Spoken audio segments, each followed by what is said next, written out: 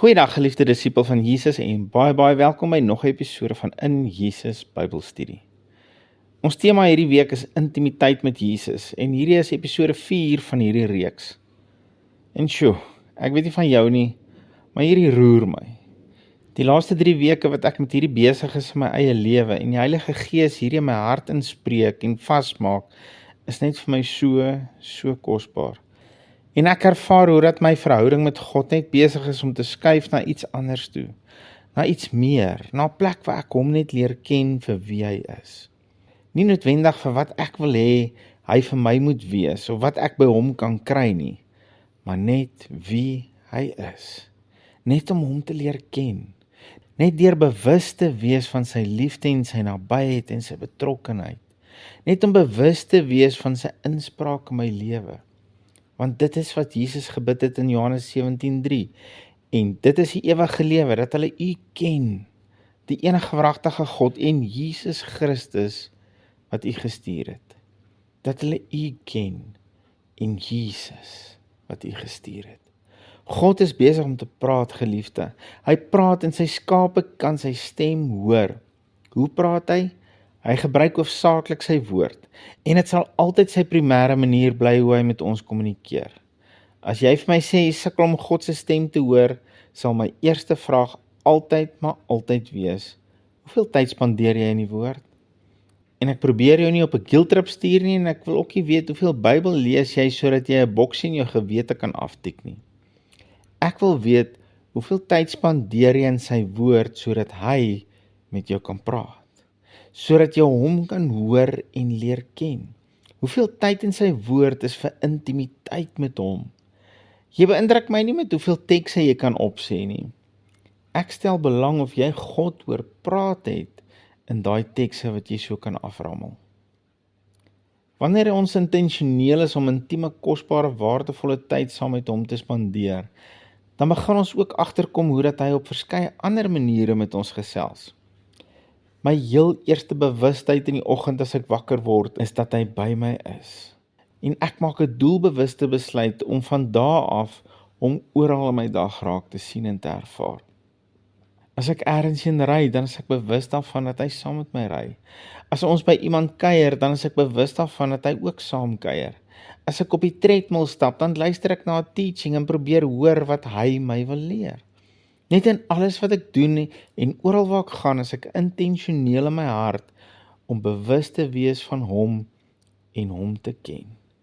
En ek sal sommer kort net sê, dankie Jesus, dankie Dad. Vir niks besonders nie, sommer net, en hoofsaaklik sommer net om sy teenwoordigheid te erken. En ek probeer geensins om jou te beïndruk, of om jou te leer hoe jy hom moet leer ken nie. Ek deel maar net met jou wat ek doen, om jou sodoende te help om ergens te begin. Wat ek net wil hê jy moet besef uit die woord, is dat hy in jou is. En sy begeerte is dat jy hom sal ken.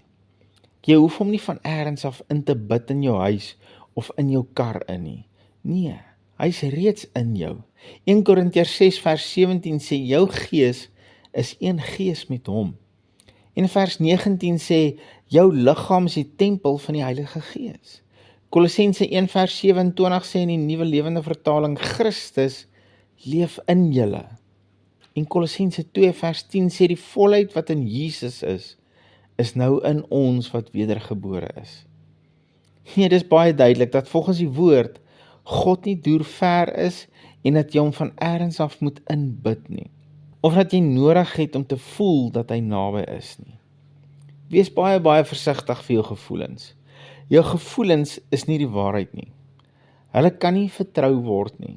Die woord is die enigste waarheid, en as sy woord sê hy leef met sy volheid in jou, dan is dit wysheid om dit eenvoudig net te glo.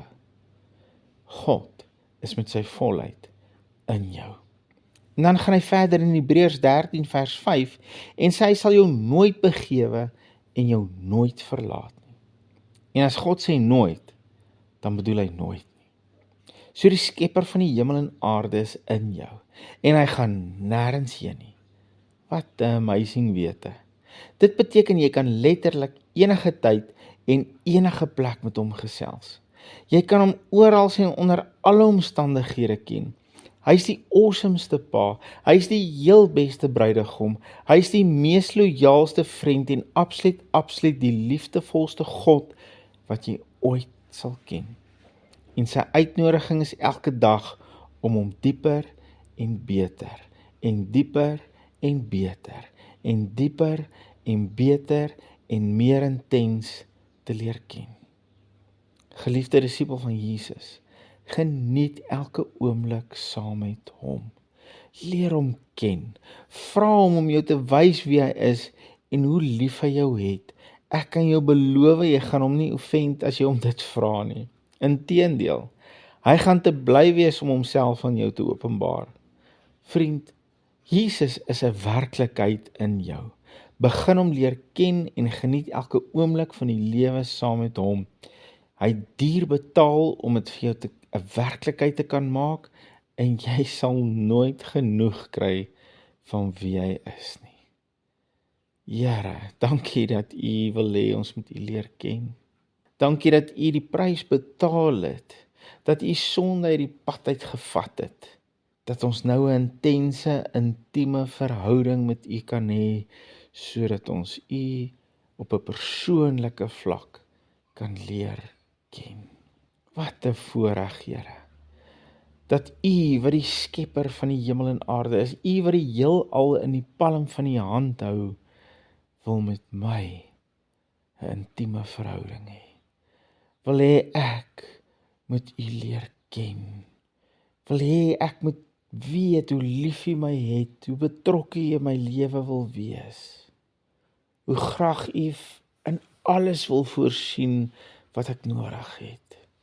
Hoe graag U my bruidegom en my vriend, my God en my pa wil wees.